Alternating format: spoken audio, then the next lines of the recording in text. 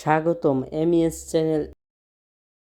আজকের ভিডিওতে আমি দেখাবো কিভাবে পোকো F1 এর এমআই অ্যাকাউন্ট আনলক করবেন। এই ফোনের এমআই অ্যাকাউন্ট আনলক করার জন্য আমি ব্যবহার করব আনলক টুল। এই ফোনটি আনলক করার জন্য অবশ্য আমাদের একটি কম্পিউটার প্রয়োজন হবে এবং আনলক টুলটি আমাকে ইনস্টল করতে হবে। এই আনলক টুল ইনস্টল করলেই হবে না, আনলক টুল অবশ্যই রেজিস্ট্রেশন থাকতে হবে। তো পোকো F1 ফোনটি আনলক করতে গেলে এর টেস্ট পয়েন্ট ব্যবহার করে আনলক করতে হয়, যার কারণে ফোনের যে ব্যাকসাইডটা আছে ওইটা ওপেন করতে হবে। তো আমি ওপেন করে নিয়েছি এবং এইখানে এমআইয়ে গিয়ে আমি পোকো F1 সার্চ করলে অবশ্যই এটার মডেলটা পুরো আসবে।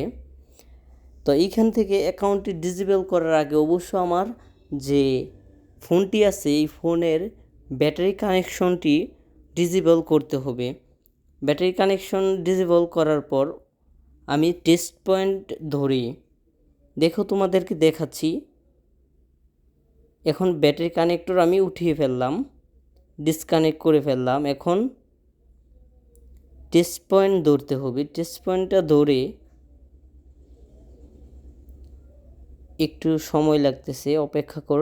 টেস্ট পয়েন্টটি ধরে তারপর আমি কি করব, যে কম্পিউটারের সাথে যে ডাটা কেবলটি লাগিয়ে রেখেছি ওইটা মোবাইলে কানেক্ট করে দেব। তো টেস্ট পয়েন্টটি ধরে দেখো এখন কি করেছি, আমি শুধু ডাটা কেবলটি কানেক্ট করে দিয়েছি এবং এই কম্পিউটারের দিকে তাকিয়ে দেখো এইখানে কিন্তু রিডিং নিচ্ছে। এখন আমাকে এইখানে একটু অপেক্ষা করতে হবে, বেশি সময় লাগবে না, সর্বোচ্চ 5 থেকে 6 মিনিট সময়ে আমার এমআই ফোনের পোকো F1 ফোনের যে এমআই অ্যাকাউন্ট ছিল এটা আনলক হয়ে যাবে। তো এইখানে কিছু সময় অপেক্ষা করার পর দেখো আমার এইগুলা কি রিবোট আনলক সাকসেসফুল, টোটালি আমার অ্যাকাউন্টটি আনলক হয়ে গেছে। তোমাদেরকে বলে রাখি, এরকম কোনো ফোন যদি লক হয়ে যায় তোমরা কোনো দোকানে যেতে হবে না, কোনো সার্ভিসিং সেন্টারে যেতে হবে না। তোমার কাছে যদি একটা কম্পিউটার বা ল্যাপটপ থাকে তাহলে আমাদের সাথে যোগাযোগ করো। আমরা এইখানে আমাদের ল্যাবে বসে তোমাদের কম্পিউটারের মাধ্যমে তোমাদের যে ফোনটি সমস্যা হয়েছে ওইটি কি লক হয়ে গেছে ওইটা আনলক করে দিতে পারবো ইনশাল্লাহ। তো এর জন্য তোমাদের কোনো সেন্টারে যেতে হবে না, জাস্ট টুকিটাকি কিছু বিষয় জানা থাকলেই হবে। তো ফোনটিতে চার্জ নাই, আমি চার্জে লাগিয়ে তারপর ওপেন করি।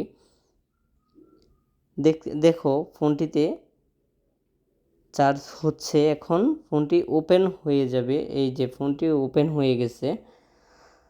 এখনও যারা আমাদের এমইএস চ্যানেল চ্যানেলটি সাবস্ক্রাইব করো নাই, অবশ্য আমাদেরকে একটু সাপোর্ট করো এবং আমাদের চ্যানেলটা সাবস্ক্রাইব করে রাখো। আর তোমরা যদি নিয়মিত আমাদের ভিডিও পেয়ে কমেন্ট করো, আমরা তোমাদেরকে এরকম ভিডিও দেওয়ার জন্য উৎসাহ পাবো।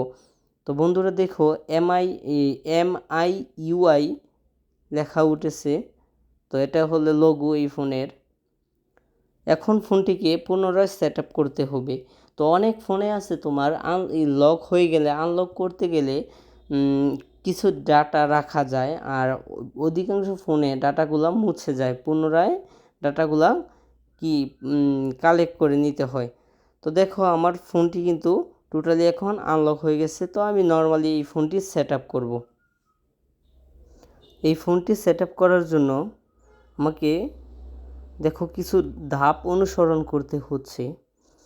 নর্মালি যে কোনো স্মার্টফোন সেট আপ করতে গেলে এই ধাপগুলো অনুসরণ করতে হয়। তোমরা একটু মনোযোগ দিয়ে ভালো করে পড়ে তারপর বুঝে এই ধাপগুলো অনুসরণ করো, আশা করি তোমরা অবশ্য পারবা। এরপরও যদি তোমরা কোনো বিষয় না বুঝো অবশ্য আমাদের কমেন্ট করে জানাবা, ইনশাল্লাহ আমরা চেষ্টা করব তোমাদের কমেন্টের রিপ্লাই দেওয়ার জন্য। আমাদের মাইক্রো ইলেকট্রনিক্স ল্যাব থেকে এমইএস চ্যানেলে ভিডিওগুলো করা হয়। অবশ্য তোমরা তোমাদের মতামতগুলো আমাদেরকে জানাবা, তাহলে আমরা খুবই খুশি হব। একটা ফোন সার্ভিসিং করার পর কাস্টমারের মুখে যে একটা হাসি দেখা যায়, আসলে এটা অনেক অনেক টাকা দিয়েও কেনা যাবে না। আমার কাছে এই বিষয়টা খুবই খুবই ভালো লাগে। তোমাদের কাছে এই বিষয়টা কেমন লাগতো?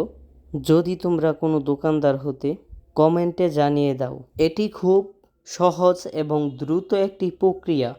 যদি তোমাদের কোনো প্রশ্ন থাকে বা সমস্যায় পড়ো, দয়া করে কমেন্ট সেকশনে জানাও। আমাদের ভিডিওটি যদি তোমাদের উপকারে আসে তাহলে লাইক এবং সাবস্ক্রাইব করতে ভুলবে না। ধন্যবাদ সকলকে।